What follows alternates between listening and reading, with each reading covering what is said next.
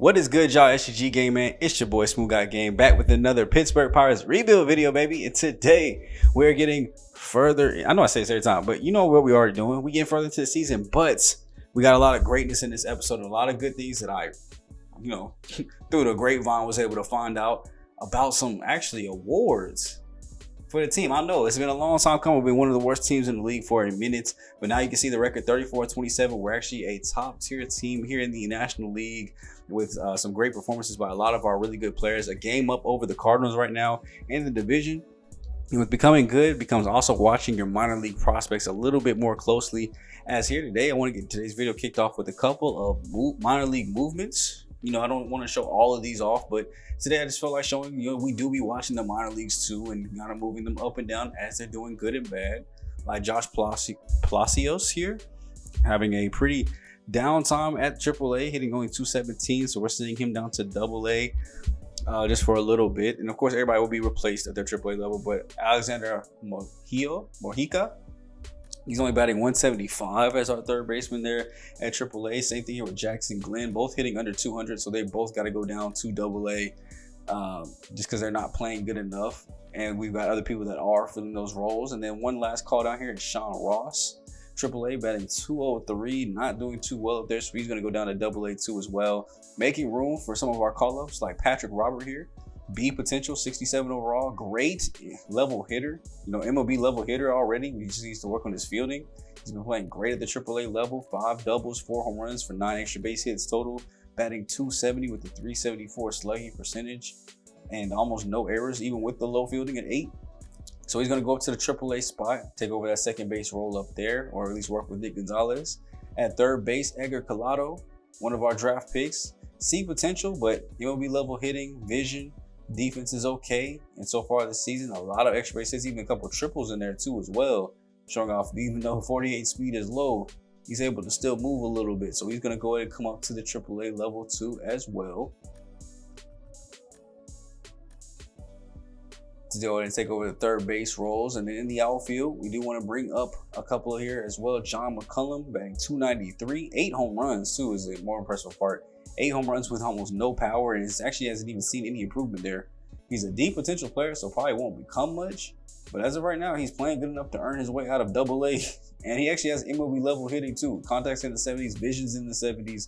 Just has no power, no defense, and no potential going for him. But he will be playing AAA for a little bit. Maybe he'll even get a potential boost.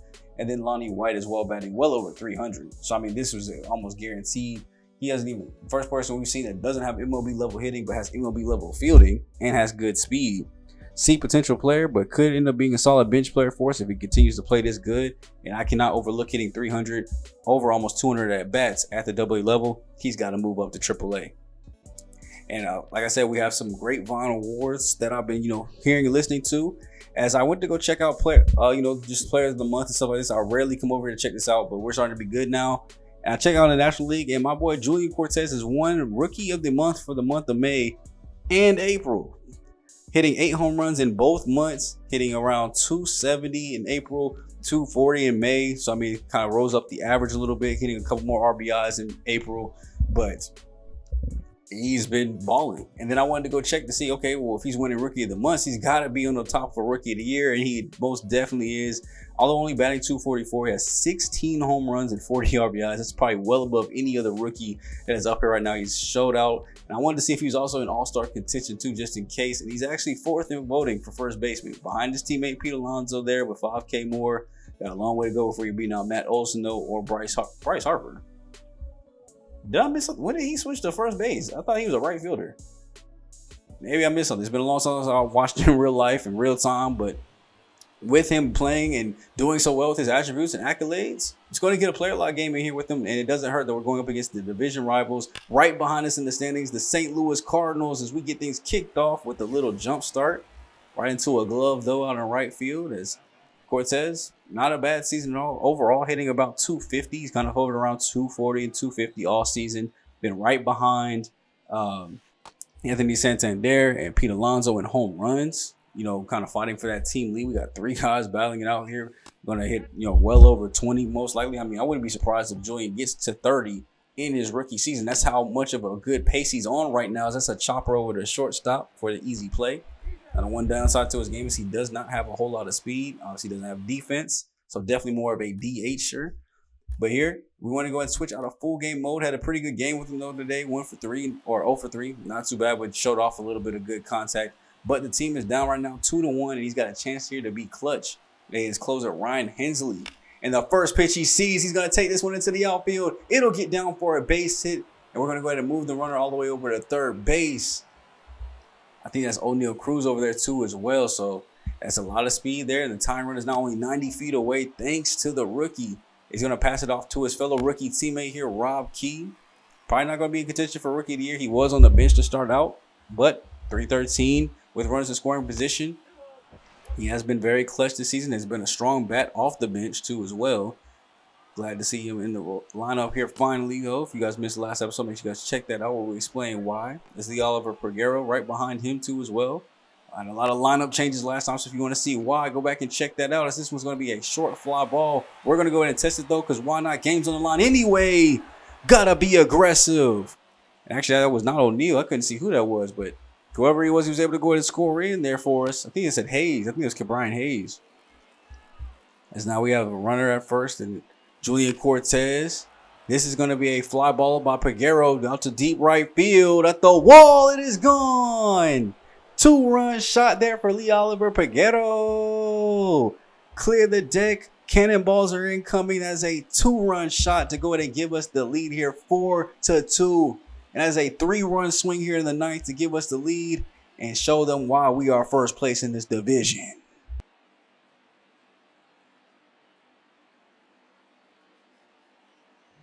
And that should bring things right to our closer here, Jose Leclerc. Coming in 15-17 on the season. And right now we just need these final 3 outs to go ahead and get out of here with a victory and increase our gap here on St. Louis. This has been a close divisional race here to start off the year early. And we want to win as many games against divisional opponents as possible as we get the strikeout there on Tyler Locklear. Go sit down. And this coming off of a successful month where we were in that division gauntlet, playing all the divisional opponents here. So, you know, getting them out the way early means that we probably won't have too many late season ones. So these are going to be more important, which is kind of okay. I mean, we've been beating up on a lot of other teams, though. You know, we're not just beating up on our division or anything to get this record. We're beating up on teams in the AL, in the NL. So, I mean, we've clearly shown ourselves at least as a playoff contender. I don't know if this is the World Series year, but this team is looking strong here at most times here as we get a little ground ball as Cruz fumbles the rock. At least is able to go ahead and get us one there, but that could have been the double play to go ahead and end it. So we'll have to face one more batter here. And the first pitch he sees, Logan goes in and gifts us this dub with this beautiful pop fly to Pete Crow Armstrong. That'll go ahead and end the game here for us as we're able to go and walk out of here with a dub. Big time victory here for your Pittsburgh Pirates. And it was all started by that Rookie of the Month candidate. Former or probably Rookie of the Year candidate, Julian Cortez. He hit the not the RBI, but the base hit that kind of set us up for the RBIs to keep going and rolling. And the great 2-run home run there by Lee Oliver Peguero. Last minute add to the starting lineup here. And he makes the clutch, you know, hits that really count for us here. So he gets his second home run of the season, gets up to 9 ribbies here too as well. And then Jackson Wolf, a good start, 6 1/3, 2 earned, not bad at all. Continue to put up solid numbers as a starter. Lucas Sims comes in and holds it down and gets the dub. And then Jose Leclerc obviously getting save number 16. And after following up that dub there, we are now on a 3-game winning streak after beating Kansas City going into that. Winning game 1 here, 3-2, 8 hits as a squad. Julian Cortez once again hitting a 2-hit day. Henry Davis getting a 2-run home run in here. And then Mitch Keller, 6 innings, only 1 earned run. So getting that ERA closer to being under 4 as the bullpen gets a great job here. Lucas Sims getting another dub there. And then 5-3 the very next day. As well as we had 10 hits as a squad here today. Anthony Santander and Pete Alonso both getting 2 with Kebron Hayes. Santander's 2 hits actually were both home runs. So 2 solo shots there for us. Trying to increase his lead on the team with his home runs. Kind of get further away from the rookie. As Paul Skeens, I think you guys said this how to say it. Skeens. It's like how it's pronounced. So Skeens. So Paul Skeens, 6 innings, 2 earned runs. Another solid start from him and 2 as well. So as long as the pitching staff continues to do what they're doing and the bats stay this hot, we should be okay. Now we get a great trade offer here as we get a 3-for-1 deal Now, I'm already looking at this immediately seeing O'Neal Cruz's name and not wanting to make this happen, but I'll entertain it for a second. They want to give me Peter Lambert, a 28-year-old C prospect, an 18-year-old catcher prospect that's a C, and a 20-year-old second base prospect that's a C. I'm good. None of those prospects were even B's or A's, and you want me to give you an A potential prospect. And considering guys that have good potentials and are living up to it, we got Brian Reynolds having a career season here at age 31. The power is a little bit down, only 9 for 37, but batting .325 this year, 373 in his on base. He's been doing such a good job in the 2 role. I haven't even wanted to move him to the 1 because he's doing a fantastic job at 2. If I could just get one more guy in front of him hitting a little bit better, I mean, maybe coming in where he has to move up to 1, and maybe we kind of adjust the lineup accordingly. Because I don't want to move. If he moves up to 1, I'll move Santander up to 2, Pete to 3, Cortez or O'Neal to 4, and then 5 substantially. So hopefully we can keep him here at the 2 spot and have situations like this. Leadoff guy is on here as we are in the top of the first inning against Casey Mize here, facing up against the Cardinals yet again. We have a 3-game set here with them already to start off this month. Early, as that's going to be a ground ball over to second base. The throw will go over for 1. Back over to first base will not be in time. So great way to beat it out with that hustle. And now at least gives our teammates here a chance to maybe bring us around here early as Pete Alonso gets a great liner into the outfield. As that's going to get down, but Brian Reynolds must have thought it was going to be caught as he's out there lacking on the base pass, not able to recover in time. But yeah, I thought that definitely was about to be caught. So ruined a run scoring opportunity there early for us. We have another opportunity here in the 3rd. As we are down now 1-0. Runner is at second base, though. Henry Davis doing a great job getting on in front of Reynolds. And today Reynolds is just kind of choking here. So that's going to be a pop-up to third base. You see the standings down below. We are 3 games up above the Cardinals now here. So we would love to keep this lead going if possible. Here we have a Showtime event. Throw goes into the plate as it will be in time, getting him at the plate. Great throw by Brian Reynolds. I mean, it didn't mean much because we still catch the L, losing here 4-1. But that was a really good throw. The one thing I will say is bad about Reynolds and why I'm looking for a replacement in left field is the fact that his defense is a little bit suspect. You will see a lot of times he false steps or takes the wrong steps, so his reaction time is very slow, and it actually does hurt a lot. And it's seen hurt a lot, getting extra base hits and a lot of runs scoring as Cortez gets home run number 17 on the season. And Jared Jones, another inconsistent start here, 3 2/3, 4 earned, giving up 6 walks. Pretty bad day here. Just did not have the control on tap for us to go and get that dub.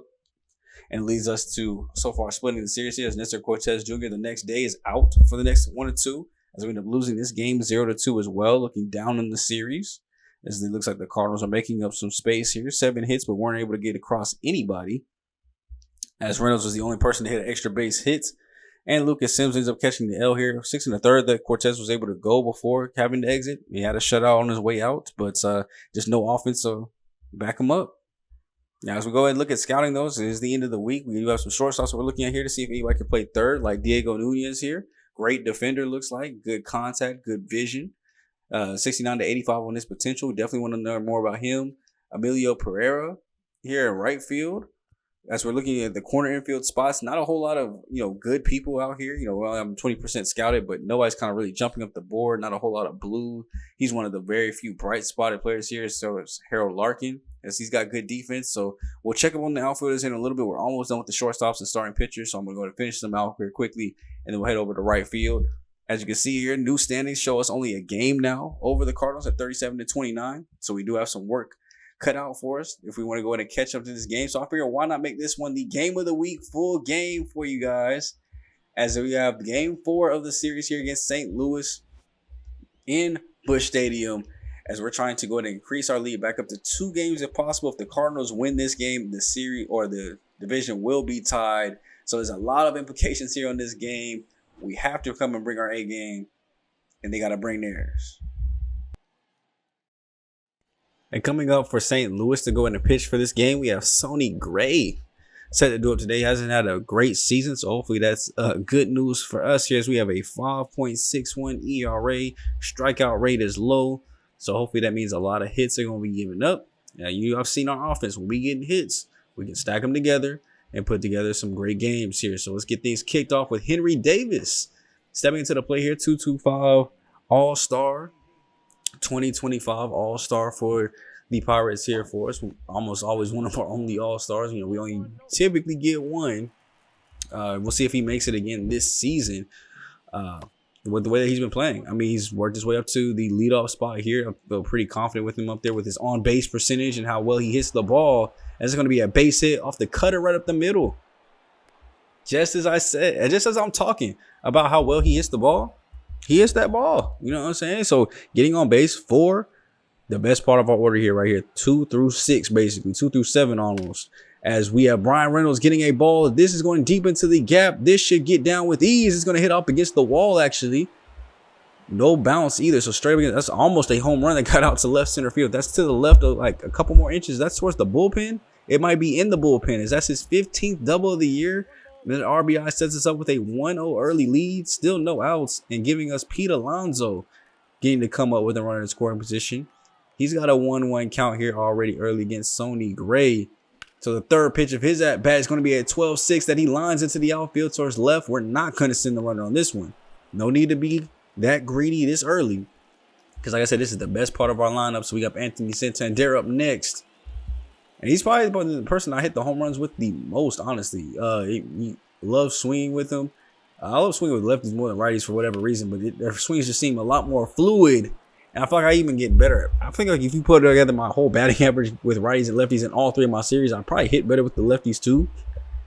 But yeah, I mean, that just comes from their swings being smooth as fluid. A lot of them have good power or contact guys that we end up getting on the squad. And it leads us to having runners at the corners here for O'Neal Cruz swinging through a beautiful four-seamer right where we needed it to be, just a little bit too early. So we got to sit back on it because Sony does throw pretty slow. Four-seamer's going to come in about mid-90s, low 90s, honestly. 12-6 curveball is going to come in there nice and slow for us, too, as that's popped into shallow center. Definitely not enough speed over there at third base with Pete. And we're going to have to keep runners there with only 1 out. It puts them in a great situation here to get a double play to end the inning. As it'll be up to the rookie Cortez here, popping this one sky high to shortstop. Timed it up well. It's just off the plate, so off the edge of the bat there. And that'll lead to out number 2. We need to keep Brian Hayes batting 256 here, getting the start here today with the righty on the mound. And he checks through his swing with that'll be strikeout number 3. Throw will go down for the easy play there at first. And just like that, it is an easy way to end the inning after a rocky start, though. 4 hits back to back basically equipped us with a 2-0 lead to hand off to Mitch Keller, who's having an okay season. Win-loss is looking great, though, 7-3. A 4.02 ERA is a little shaky, but he's finally almost into that 3 range. He gets down there, and it looks like he's having a fantastic season. So it's probably just a couple bad starts is all it is. Let's hope we can get a good one out of him today as he's going to face off against this Cardinals lineup, which is headlined here by Tommy Edman. Now, the Cardinals have been a pain in our existence all season. It seems like they've been the ones fighting with us the absolute most. So you know that comes with having a good lineup here that can obviously score runs and score them quickly. As we're going to look to try to shut that down here today. Edman, the 1-2 pitch here. We'll watch this sinker down and away. Mitch Keller will come back and bring it again. 2-2. Pops this one up. Santander's going to have plenty of room in foul territory to get this one before the seats. So we're going to glove this one in and make the catch.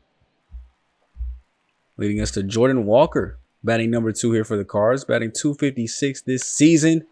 But he is not here to show off contact. He's here to show off power as that ball is going deep back to left field. It is gone. Solo shot for Jordan Walker, his 10th of the season, as you can say bye-bye baseball. As he loads his way around the bases, giving this game some life for the Cardinals fans. It is now 2-1. Didn't tie up the ball game, but starts to swing the momentum into their favor a little bit here. And, rattling Mitch Keller with an early home run could be what they need, as Nolan Gorman will come up right after. Similar count, similar results. This ball went the opposite way. Right field, gone. Back-to-back Jags for the Cardinals, his 16th of the season. As the Cardinals answer back quickly, the Pirates do it with hits. The Cardinals do it with home runs. And that gives actually the Cardinals a better chance to win there, 55%. Something I haven't seen pop up too often here in this year's MLB to show that percentage of chances to win. Here with the new scoreboard down below, you don't really get to see that like little tracker, and it doesn't pop up as often during the games as it used to. But what does happen like it used to is pop fly balls to Reynolds. And so he will settle underneath this one, taking a couple steps back. We get Christian Walker out of here, and now it'll be up to Tyler Locklear to go in and finally finish out this first inning if we can, as he checks his swing, but they're going to say he went around. And there you go, finally getting out of it there. Mitch Keller looking like he's going to settle down here as we go ahead and skip up to the 4th inning. So he had 2 clean innings here before this one, closing in on 50 pitches in the game already.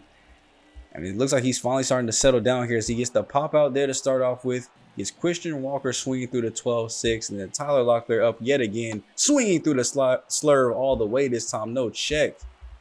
And we'll go to the top of the 5th here. Score is still tied 2-2, so Sonny Gray has settled in as well. But we're going to go ahead and start to get our bats loose again as Reynolds lines that 12-6 right back up the middle for a base hit. The second on the day here for him. And then Pete has that runner on yet again. Looking to maybe make something happen here. We would love to get the lead back if possible here from Sony, as he's closing in on 70 pitches on his day through only 4 2/3 here. That's going to be a line drive that's going to get down in the outfield gap. It's going to roll its way all the way up to the wall. We do have speed coming around third, so that throw is going to have to come in quickly, as they're not even going to try to get him to the plate. That is an RBI double for Pete Alonso. 15th on the season, and he brings the runner on around, being clutch yet again, as Santander will now try to keep this 2-out rally going if possible. It's going to get Sonny Gray up out of here. Let's not let him see the end of the 5th if possible. That's a 4-seamer left upstairs, going to right field, but they will camp underneath it. So no further movement there, but we do at least take our lead back and hand it back to Mitch Keller. Let's hope that he doesn't blow it this time. So last time he had a lead, he gave up home runs expeditiously. This time gets a pop fly to Wilson Contreras out to center field for the play. There is Armstrong. And he's closing in on his 70 pitches too as well, doing much better with his pitch efficiency here as he's getting those weak grounders, those weak pop flies, not having long at bats.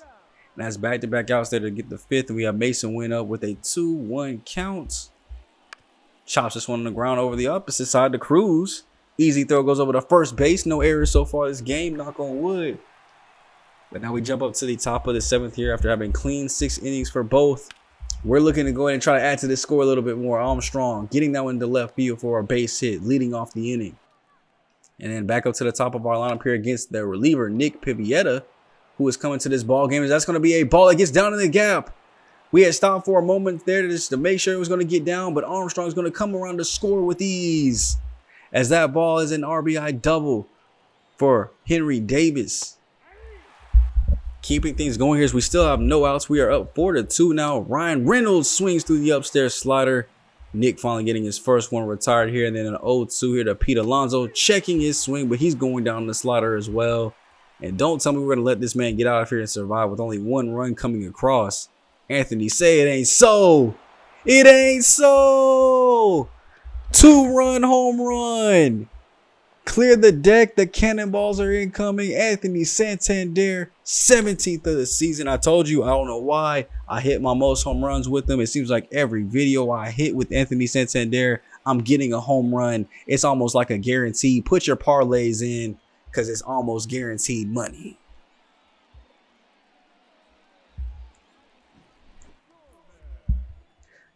And that'll be basically kind of all we were able to get there. They did get us with a strikeout there to end that inning. And we're going to go back to the bottom of the 7th here. We still have Mitch Keller in the ball game, pitching very strongly here. 83 pitches all the way through.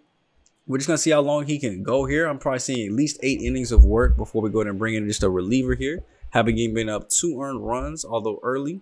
That pitch count is getting up there kind of high, as that's going to be a ball down the line. Reynolds taking a little bit of a late run to it. And this is what I was talking about, ladies and gentlemen. It's a double to lead off the inning because Reynolds took the slow step of death. And now we do have a reliever up and warming up just in case. We have Matt Strom in the bullpen. We can switch things over to a lefty if possible here. But we would love to get one more out of Mitch Keller, but it doesn't look like it's going to happen here. Christian Walker will walk. his way over to first base. And we're going to go ahead and bring out the skip, bring in the new reliever, and Matt Strom will go ahead and come in to try to finish this off without allowing runs to come across. 27 games, 27 innings, and he's done a great job keeping that ERA low, the whip low as well, and pitching good against righties, even though that's supposed to be the matchup problem for lefties. As Locklear will be the first man he faces, getting him into a quick 1-2 count here. Runners are at first and second, no outs. So a ground ball would be beautiful. A strikeout is even better, as now it sets up a ground ball to end the inning here with Wilson Contreras with the 0-2 counts. Trying to get him to chase the four-seamer off the plate will not work in this case. So it's 1-2, as he's being very, very patient. Watching his way to a full count there, 3-2 now. Dylan Carlson is up on the on-deck circle. A 100 average against runners in scoring position, and he'll at least have his chance here. This is going to be a fly ball at the Santander. Beautiful throw into third base, keeps the runner at second. And now we will have a chance to go ahead and get out of this inning without giving up anything here as Carlson pops this one skied out to center field. Armstrong's going to have to get on his horse to get there, and he will with plenty of time. That 99 speed is a blessing in center field, as we got Strom to go ahead and come out and finish up the 8th inning here for us if possible. Get a little liner over to Alonso, who will take it himself for the first out on Mason win. Bryce Terang watches the sinker in on the hands. That'll be strikeout for the out number 2. And then Tommy Edman to start the top of the lineup. Brian Hayes will go ahead and get this one. Spin 360. No scope over to first base. As we get the final plays there, going to the bottom of the 9th here, facing 2, 3, and 4. As Matt Strom will go ahead and look to try to close this one out. We're up 4. No reason to bring anybody else in if we don't have to. So I wanted to see if he can get out of this game. He gets the strikeout there on the sinker, watching Jordan Walker still go ahead and have to walk his way back to the dugout. Then Nolan Gorman up after him, fouling away the slider in on the hands. We were lucky that wasn't gone. And then here, as we get the alert there that he is tired, looking like he might be able to give up a walk here. Full count as he goes in and watches that one off the plate. Pretty good game for Nolan there. 2 for 3 with a walk. So, I mean, he's had a very good game here. Obviously, I don't mind there walking that instead of giving up what it could have been a potential home run. Instead, we just faced Christian Walker to get a nice pop up here. And leads us to our final out here, the ball game runner at first. Long way to go before they can even think about tying this ball game up, as this one's going to get away from the catcher. Davis fires down to second base, though, with ease as he gets it in the key. And we win off a drop wild pitch, just how we drew it up. Easy. We told Matt Strom, throw that high away. Davis just drop it a little bit. It's far enough to let him think he can run on it. He attempts it and fell right into our trap, fell victim for it, as we walk out up here with a 6-2 victory and a 2-game lead now over the St. Louis Cardinals. Mitch Keller getting the dub, Sonny Gray getting the loss. 11 hits as a squad, with all 4 of our guys in the top 4 getting 2-hit games here today. Unfortunately, Cortez goes over with Brian Hayes. Santander gets up to now 41 RBIs on the season, as Pete Alonso leading the way with 46. And then Strom getting those 3 innings, getting the 3rd save of the season, 3 strikeouts, 1 walk. Mitch Keller, 6 innings, 7 Ks, 3 hits, 1 walk. And it actually leads us to go into another series against Boston, where we end up taking that series as well. Losing the winning streak, obviously, they're 5-2 in game 1. But coming back and winning the last 2 games here. 5 runs was good enough to win the last 2 with Paul Skeens. 3 earned runs, 7 runs total, though, off of 1 error. I don't know how we keep giving up 4 or 5 runs plus off of just 1 error.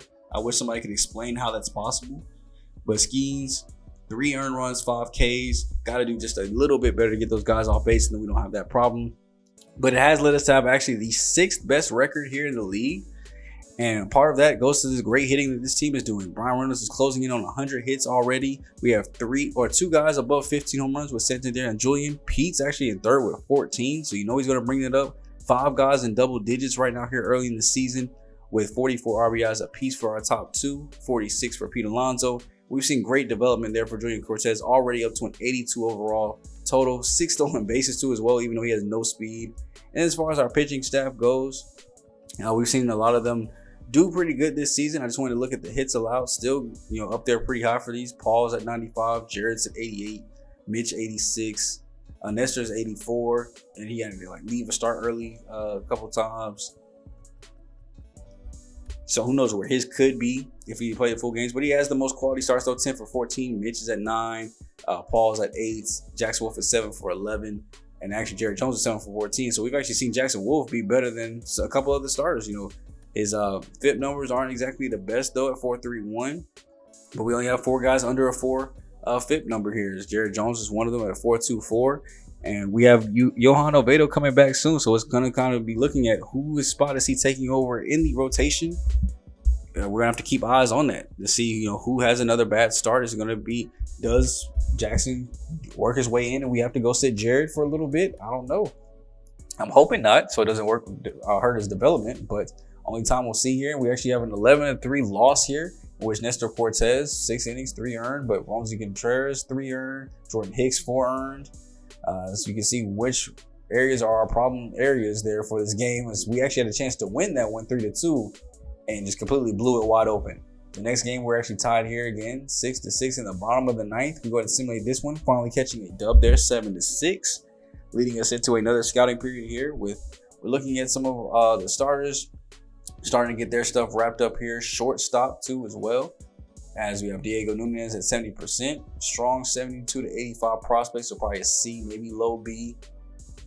But he's kind of one of the only guys that's intriguing there for us, that has a decent potential range, overall range, and can play some of the positions that I would want to. Now, before we get out of here, we will look at Sidney Swiggenbottom, though, at shortstop, and also Yusniel Garcia. Both guys play in the middle infield, but I can move them outside. They have great potential ranges. And Yusniel Garcia, the top guy, could maybe end up falling down to us at 9 if he, you know, slips off some people's boards. So that's why I wanted to check him out there for us. Here we got the last game against Milwaukee, where we're actually down 2-1. Lucas Sims ends up getting injured. He'll miss a couple of days here, but we do catch the L though, 3-5. Heading into what could be a very crucial series here against the Dodgers. So just want to look at the box score here really fast. 6 innings, 2 earned for Paul. Another start where it seems like almost all the box scores have been of his starts. Another start where he's kind of pitching good, just the offense isn't there to back him up. But I did want to stop here for the day. You know, next time we'll kind of set up and tee up the draft for us and All-Star Weekend. But I wanted to stop here because we're facing the Dodgers, a team that's actually very good at 42-30. I think this could be a very good test for us to see where we stack up against other playoff teams and to really know if this is going to be a World Series year or just a, hey, we improved and got into the wild card, yay year. So we'll see what kind of happens here next time out. We'll go through that series. We have 3-game series here in Pittsburgh and then a 4-game series in LA. We'll be focusing on both in the next episode. So if you guys did enjoy, leave a like, comment, and subscribe for your boy. It really helps the channel grow. And if you guys enjoy the content, we got more MLB The Show content on the channel. We got more Madden content on the channel and coming. NCAA content will be coming. We have walkthroughs on the channel coming every Monday, Wednesday, and Friday at 4 p.m. Eastern. Tune in for the videos. So I'll catch you guys in the next one. It's me, your boy SGG, aka the King of Games, aka SmooveGotGame. And I'll catch you guys in the next video, man. I'm going for the day. Later.